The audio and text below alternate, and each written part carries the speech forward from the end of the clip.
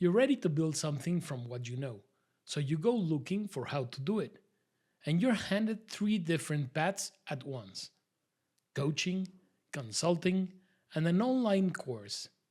If you pick wrong, you can lose 6 months building the one that doesn't fit. That's time you will never get back, especially if you already feel like you started later than you wanted to.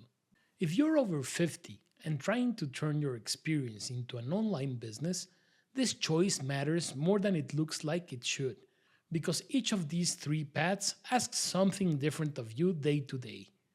There's actually a pattern to which one usually comes first, and I'll get to that.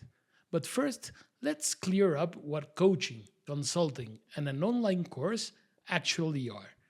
And I'll give you a way to tell which one already fits how you work. Here's the idea underneath all of it. And if you remember nothing else from this video, please remember this.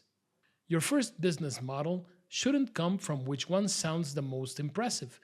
It should match the way your experience already creates value for people. Let's clear up the language first, because these words get thrown around so loosely these days that nobody really knows what they mean anymore. Consulting means someone hires your judgment to solve a specific problem. They come to you with a decision they can't make on their own, and you tell them what to do, sometimes exactly how to do it. For example, I spent 35 years in marketing and business building, and almost every client I ever had wasn't paying me for information they could find on their own. They were paying me because I could look at their situation and tell them what was actually wrong and what to fix first. Now, coaching works differently. Instead of handing someone the answer, you walk alongside them while they find it. It's ongoing, and it's personal, and it works best when the person already has what they need.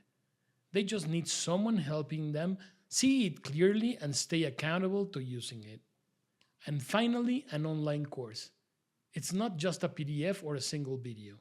It's something you already know how to do, something you have probably explained 100 times without writing it down.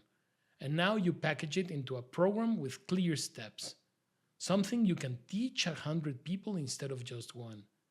Think of someone who spent 30 years as an operations manager, solving the same kinds of process problems for manufacturing plants. As a consultant, a company hires her to walk in, figure out what's broken, and tell them exactly how to fix it. As a coach, she works with a plant manager over several months, helping him build the judgment to solve these problems himself.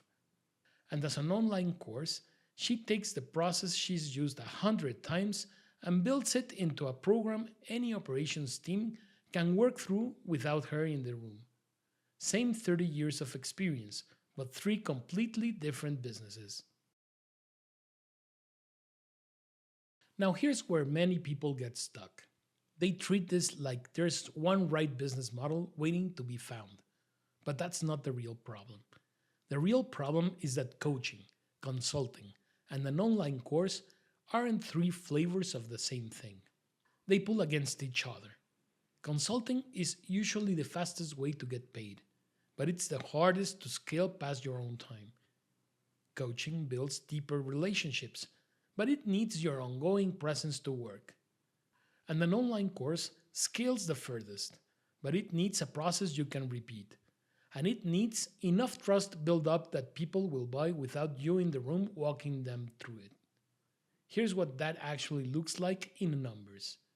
Say you consult at $150 an hour, and even fully booked, that caps out around $300,000 a year, because your income is tied to your time. Now, say you build a course at $200 and it sells to 50 people. That's $10,000 built once, with no cap on how many times it can sell again. That last part is why so many people reach for a course first. It sounds scalable. Build it once, sell it forever. An online course can also feel safer than consulting or coaching, because you're not sitting across from a real buyer yet. But that's worth being honest with yourself about, because the safest option isn't always the one that pays you fastest or pays you the best.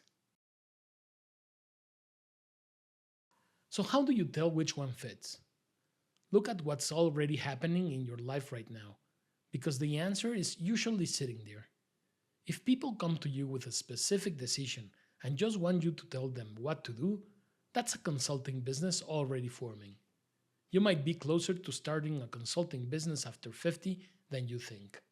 You just haven't charged for it yet. If people keep coming back to you as they grow, and what they need from you changes each time, that's a coaching business. You're not solving one problem, you're walking with them through several. And if you keep catching yourself giving the same explanation to different people, asking the same question, that's the start of an online course. You already have what to teach, you just haven't packaged it yet.